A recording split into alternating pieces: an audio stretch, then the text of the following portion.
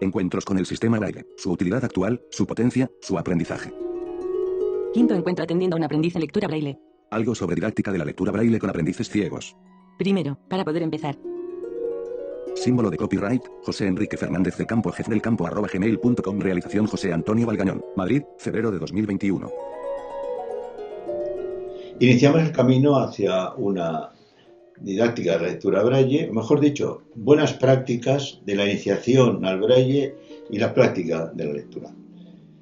En este vídeo concretamente se va a tocar aspectos previos que, si bien no van a ser decisivos, sin embargo va a tener una importancia. Uno sí, un aspecto que es previo, el que abre la puerta a la lectura o la cierra, que es el rechazo al Braille, es decir, las críticas negativas del Braille, y concretamente se va a tocar una subjetiva, difícil de hacer frente, pero que sin embargo se van a dar argumentos de todas formas por la importancia que tiene el Braille y el interés que tiene el Braille.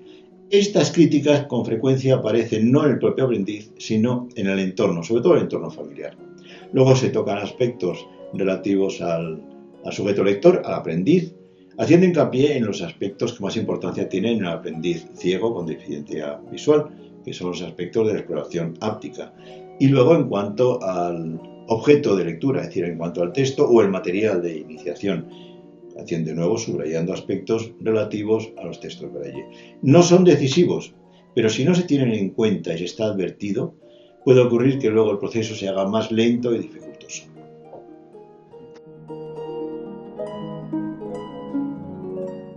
¿Quiénes tienen que aprender Braille o deben aprenderlo? ¿Quiénes tienen que aprender Braille o deben aprenderlo? La respuesta es simple: las personas que pierden la vista. Sea que la hayan perdido en edad temprana o posteriormente, en fecha reciente o remota, o estén en riesgo próximo de perderla, lo subrayo. Esto es válido tanto para los niños en situación preescolar o escolarizados, alfabetizados o no, personas adultas alfabetizadas o no. En cualquier caso, los objetivos van a ser comunes: aprender a leer bien Braille. Y las buenas prácticas van a ser las mismas. Va a haber diferencias en los itinerarios metodológicos y en los materiales de iniciación. Todos ellos van a merecer el calificativo en estos vídeos de aprendices de Braille.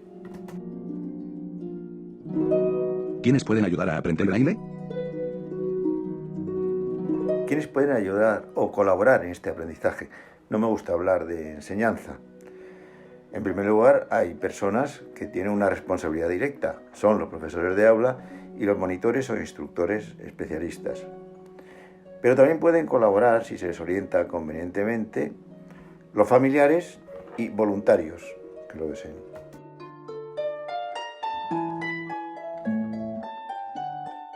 Rechazos de Braille y su lectura. Prevención aprender Braille. Antes de iniciar, me permito abordar el tema de la desmotivación, del rechazo del Braille y su lectura. Es importante porque puede incluso impedir que se inicie el aprendizaje. Dicen que el Braille, su lectura, es difícil, lenta, fatigante. Son apreciaciones locales, situaciones de malos lectores, de personas que no han tenido una formación suficiente en lectura Braille y también que no conocen buenos lectores Braille, buenos lectores capaces de entusiasmar para leer el Braille como lo leen ellos. Dicen que el Braille es excluyente, poco atrayente. Es excluyente, que separa al aprendiz de sus compañeros videntes y que es poco atrayente y que es repelente incluso. Y es curioso también que esto suceda con frecuencia entre profesionales del entorno del aprendiz y de los propios familiares. Es que confunden el contenido con el continente. Desconocen la utilidad real del Braille y sus posibilidades. Se están produciendo, sin embargo, materiales, sobre todo de iniciación en edades tempranas, con todo tipo de atractivos sensibles, resultando que el libro Braille es el más bonito de la clase. No tiene un especial valor didáctico, pero sin embargo es muy motivante para el usuario aprendiz. Y también lo está diciendo esta apreciación, la introducción de las tecnologías digitales. Sucio, voluminoso, incómodo de manejar. Y no les falta razón en algunos casos. Esto ha ocurrido. Puedo recordar del libro de Aventuras de 3 rusos y 3 ingleses que leí cuando mi llegada al Colegio de Ciegos de Madrid para practicar mi mal braille, donde puedo asegurar que algunas páginas estaban ilegibles por lo estropeados que estaban los puntos y por los sucios, leídos por cientos de adolescentes poco aseados. Esto no ocurre cuando hay medios económicos para aumentar la producción braille y desde luego desaparece con la introducción de las tecnologías digitales. El braille es costoso de producir, poco durable, escaso. Es una crítica cierta en lo que se refiere al braille en papel.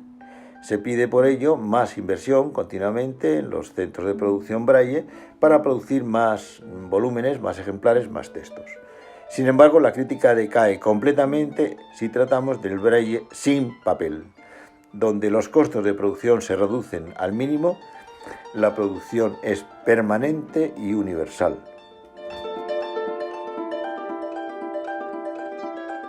He intentado recoger aquí un elenco de las críticas o rechazos, prevenciones que hay sobre el braille y su lectura. En algunas ocasiones fundadas, en muchas ocasiones son simplemente apreciaciones locales con fundamento y en otros casos tienen un carácter exclusivamente subjetivo. Y en general un desconocimiento de las posibilidades tecnológicas. Pensamiento inconfesado. Y llegamos al rechazo emocional, un pensamiento por lo general inconfesado, que padece sobre todo el entorno familiar y social, incluso el propio aprendiz, sobre todo si es un adolescente o persona adulta. Lo voy a decir con las palabras más elegantes posibles. Aprender braille es el símbolo de la aceptación resignada de la pérdida irremediable de la vista.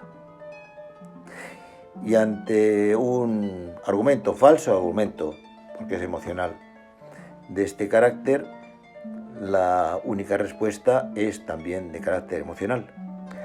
Aprender braille es el símbolo de la aceptación ilusionada de convertir un accidente en un reto, de convertir las dificultades en oportunidad, y es la ocasión para aprender un nuevo código.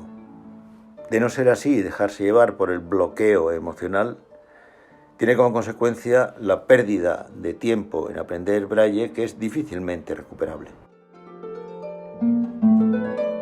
Concluyente, el braille es, en la actualidad, el único medio completo de comunicación plena para las personas con discapacidad visual.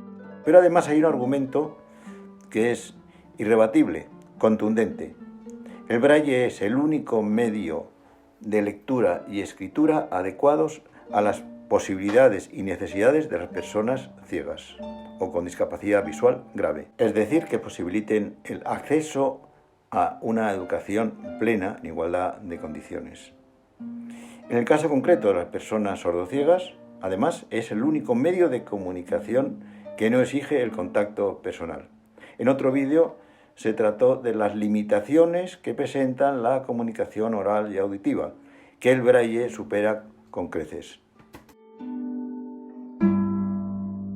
El braille y los estudiantes con un resto visual. Alerta a profesores y familiares. Alerta a profesores de aula y familiares.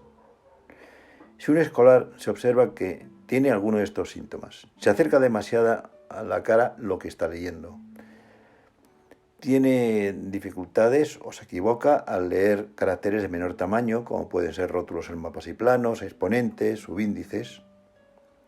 Si busca lugares con iluminación determinada para leer, si entrecierra los ojos al mirar el tablero, si se queja de dolor de cabeza o de ojos con frecuencia, si tiene pérdidas frecuentes de atención o incluso mal rendimiento escolar, Conviene que se le haga cuanto antes una revisión oftalmológica. es muy conveniente que se le haga cuanto antes una revisión oftalmológica. El aprendizaje de braille es preventivo y puede llegar a ser imprescindible. Una persona a la que se le haya diagnosticado una enfermedad ocular degenerativa que puede tener una evolución negativa, como puede ser glaucoma, las retinopatías, etc., es muy conveniente que aprenda el braille con carácter preventivo e incluso imprescindible. También para los estudiantes cuyo resto visual les permita seguir las actividades escolares sin grandes trastornos. Esto es válido también para los escolares que con su resto visual pueden seguir las tareas escolares sin aparente dificultad. Advertencias y sugerencias. Hay que estar apercibidos de nuevo ante los posibles rechazos familiares, como si negarse a aprender braille equivaliera a conjurar la posibilidad de una mayor pérdida de visión. Por otra parte, al subir en los niveles educativos, es frecuente que se reduzca la tipografía de los textos y también que al subir en los niveles educativos se necesita un mayor tiempo dedicado a la lectura intensa y al estudio. Y no deben confundirse lo que es una lectura ocasional de una revista o un artículo o un rótulo con lo que suponen horas seguidas de estudio, de lectura intensa.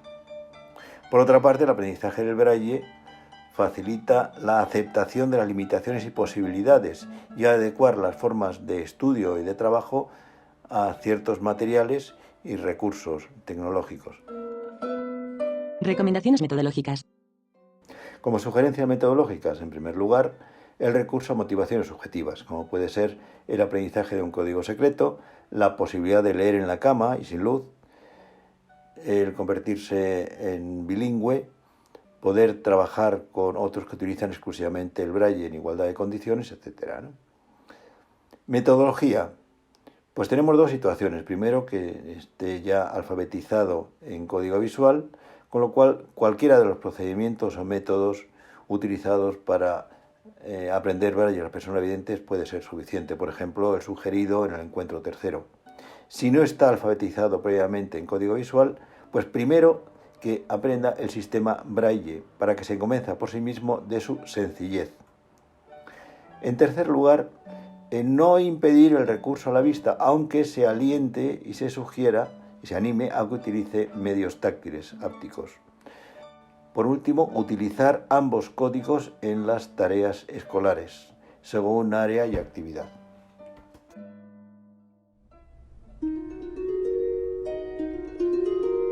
Para poder tratar del método.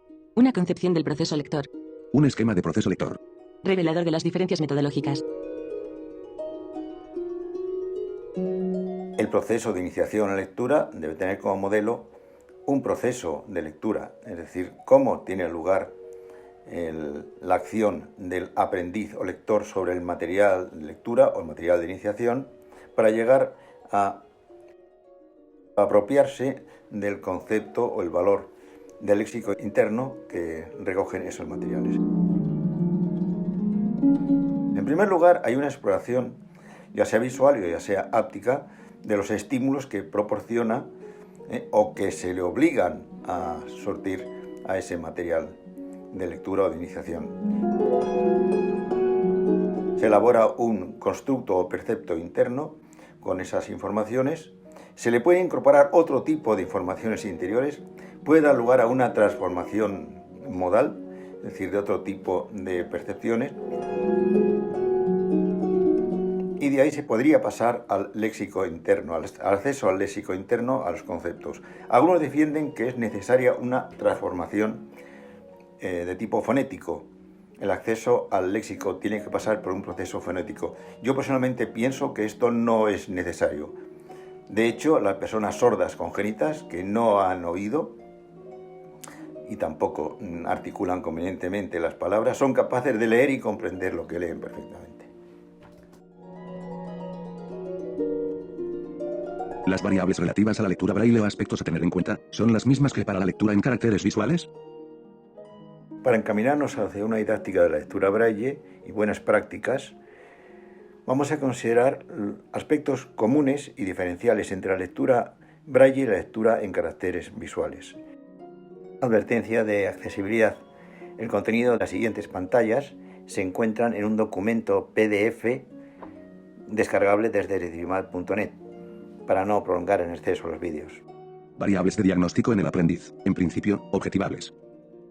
Variables o aspectos comunes a ambas modalidades perceptivas. Objetivables, no voy a decir mensurables. Algunos de los aspectos pueden ser objeto de intervención didáctica, es el caso del bagaje léxico, pero no todos. Aspectos específicos de la discapacidad visual relacionados con la exploración áptica. Y hay aspectos específicos del aprendiz con discapacidad visual, concretamente todos aquellos que se refieren a la exploración áptica, la forma perceptiva de recoger información del texto. Variables actitudinales en el aprendiz, o relacionadas con el comportamiento lector. Variables o aspectos comunes a ambas modalidades perceptivas. Que por cierto no son fáciles como objeto de intervención didáctica, por lo menos a corto plazo. Aspectos específicos de la discapacidad visual relacionados con la exploración áptica.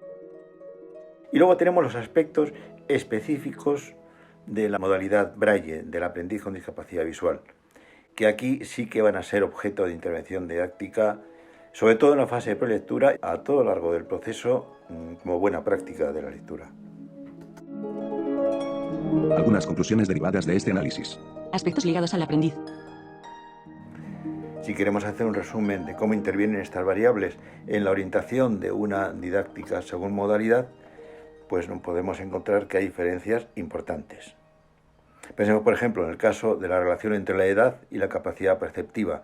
En el caso del aprendiz vidente, es a favor del adulto. El adulto tiene la capacidad perceptiva visual bastante más desarrollada que el niño. Mientras que en el caso del adulto que pierde la vista, tiene la capacidad perceptiva áptica prácticamente atrofiada y que habrá que recuperar y desarrollar. Mientras que el niño o el adolescente la podrá desarrollar mucho más rápidamente. Esto mismo se puede hacer pensando en las motivaciones intrínsecas y las motivaciones extrínsecas o el valor instrumental de la lectura. Diferencias en aspectos formales y procesuales. Son mucho mayores las diferencias entre los principios didácticos de ambas modalidades, visual y braille. Desde la estimulación previa, que en el caso de vidente es permanente, con rótulos y escritos gráficos dentro y fuera del hogar, mientras que para la persona con discapacidad visual hay que provocarle esa estimulación de forma intencional, rotulando objetos, libros, etc. En cuanto al estado de conservación y la disponibilidad de textos, tenemos un problema semejante. A la hora de la exploración, el vidente apenas va a necesitar ningún mobiliario, salvo que se recomiende el atril, evidentemente, pero al lector en braille necesitará de un mobiliario como soporte y para mantener unas posturas adecuadas de exploración del texto braille. La exploración áptica exige un esfuerzo fisiológico y muscular mucho mayor que la exploración visual. Y así podemos continuar. Variables relativas a los textos de lectura. En cuanto a los textos de lectura y en particular a los de iniciación a la lectura, hay variables que conviene tener presente por lo que puede exigir en el comportamiento lector del aprendiz. En aspectos de contenido, comunes a ambas modalidades perceptivas. Un grupo de estos aspectos son los de contenido o didácticos, como es el caso del estilo narrativo expositivo, la sintaxis, los aspectos léxicos, los motivacionales, sobre todo los estímulos sensibles, y el atractivo que puede provocar en el grupo de aprendices o en el propio aprendiz. Son aspectos comunes a los textos braille y visuales, y las cualidades y respuestas esperables son semejantes para el aprendiz con o sin discapacidad visual. Aspectos físicos, con diferencias esenciales según modalidad, braille o gráfica ordinaria. Como corresponde también a la exploración visual o por exploración áptica. Es el caso de la disponibilidad de texto adecuado, el plano de apoyo inmobiliario, el soporte, en el caso del braille, papel, plástico o línea braille, el estado de conservación, la limpieza, también en el caso específico del braille, el tamaño del punto muy importante, la calidad y relieve del punto y aspectos de formato que son comunes, como puede ser las dimensiones de la página, las líneas en blanco, el número de líneas por página, el número de caracteres por línea, los márgenes, el uso del guión, etc. ¿Podrá seguirse el mismo método con aprendices con y sin discapacidad visual?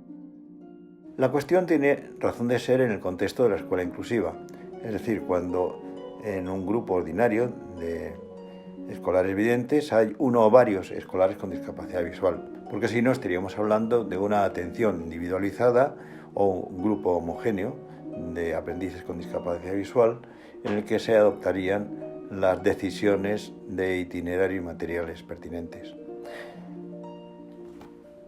¿Con qué condiciones? ¿O en qué condiciones? Puede seguirse la misma metodología de aprendizaje de la lectura con aprendices con y sin discapacidad visual. A mi entender, hay dos condiciones previas e indispensables. La primera, que se asegure el adecuado y conveniente desarrollo de habilidades perceptivas, ya sean ápticas, en el caso del aprendiz con discapacidad visual, o visuales, en el caso del aprendiz vidente. La segunda, que se asegure la disponibilidad de material adecuado a las características del aprendiz, ya sea el material de prelectura como los textos de iniciación.